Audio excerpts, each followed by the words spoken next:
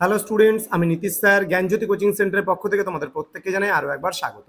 তো স্টুডেন্টস, আজকে আমি তোমাদের সঙ্গে AEC বেঙ্গলি প্রাতিষ্ঠানিক সম্ভাষণ এবং কথোপকথন থেকে বেশ কিছু প্রশ্ন নিয়ে আলোচনা করব।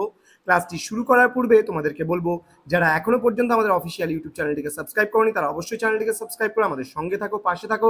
এছাড়া তোমরা যারা ভাবছো যে অনলাইনে আমাদের সঙ্গে যুক্ত হবে বা কোর্স করবে, তারা অবশ্যই যোগাযোগ করো আমাদের অফিসিয়াল নাম্বার 7076398606 নাম্বার অথবা 6295916282 নাম্বার। ওকে, তোমাদের আগামী সেমিস্টারতে কোর্স ফি হচ্ছে 1199 টাকা। ঠিক আছে, তার কারণ একটা মেজরের বদলে কিন্তু এবার 3টা মেজরের পেপার তোমাদের পরীক্ষা দিতে হবে আগামী সেমিস্টার থেকে। চলো শুরু করছি আজকের ক্লাসটি। কথোপকথন কাকে বলে? ওকে, দেখো, কথোপকথনের ইংরেজি নাম হলো কনভারসেশন। ওকে, সংলাপের ঢঙে দুই বা ততোধিক ব্যক্তির মধ্যে যে আলাপ আলোচনা হয়ে থাকে সেটি হলো কথোপকথন। ওকে, অনেকটা প্রশ্ন উত্তরের ঢং এ বা কথা বলতে বলতে দুই বা ততোধিক ব্যক্তির মধ্যে নির্দিষ্ট বা একাধিক বিষয় নিয়ে যে আলোচনা সমালোচনা হয়ে থাকে তাই হলো কথোপকথন। সোজা বাংলায় বলতে গেলে একাধিক ব্যক্তির মধ্যে কথাবার্তাই হলো কথোপকথন। বোঝা গেল নিশ্চয়ই?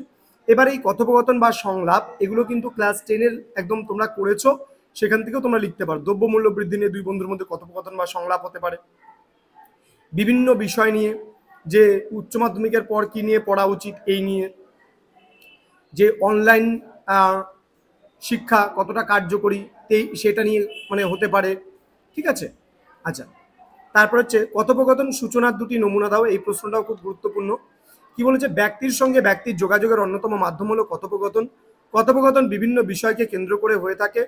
এরকম দুটি নমুনা হলো আসন্ন পরীক্ষাকে সামনে রেখে দুই বন্ধুর মধ্যে কথোপকথন, কলেজের সাংস্কৃতিক অনুষ্ঠানের প্রস্তুতি নিয়ে দুই বন্ধুর মধ্যে কথোপকথন হতে পারে। এবার আমি আলোচনা করব প্রাতিষ্ঠানিক সম্ভাষণ থেকে কিছু মানে একটা প্রশ্ন নিয়ে। প্রাতিষ্ঠানিক সম্ভাষণ, ওকে, কি বলেছে দেখো, প্রাতিষ্ঠানিক সম্ভাষণ কাকে বলে? প্রাতিষ্ঠানিক বলতে বোঝায় কোনো প্রতিষ্ঠানকে, যেমন বিদ্যালয়, মহাবিদ্যালয়, বিশ্ববিদ্যালয়, সরকারি ও বেসরকারি অফিস, পঞ্চায়েত, হাসপাতাল, আদালত, থানা প্রভৃতি হলো মানে প্রতিষ্ঠানের অন্তর্ভুক্ত। এই প্রতিষ্ঠানগুলিতে নানান ধরনের পত্র লেখা হয় এবং পত্রে আমরা মাননীয়, মাননীয়া, মহাশয়, মহাশয় এই সমস্ত নামে সম্বোধন করি, তাই এটিকে বলা হয় প্রাতিষ্ঠানিক সম্ভাষণ। ঠিক আছে, এই যে আমরা মহাশয়, মহাশয় বা মাননীয়, মাননীয়া বলছি, এটাকেই কিন্তু প্রাতিষ্ঠানিক সম্ভাষণ হিসাবে বিবেচনা করা হচ্ছে। তো স্টুডেন্টস, আজকের ক্লাসটা এতটুকুই ছিল।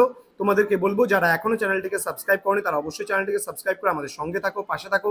এছাড়া তোমরা অনলাইনে যুক্ত হতে চাইলে আমাদের ডেসক্রিপশন বক্স থেকে নাম্বার নিয়ে আমাদের সঙ্গে সরাসরি যোগাযোগ করতে পারো।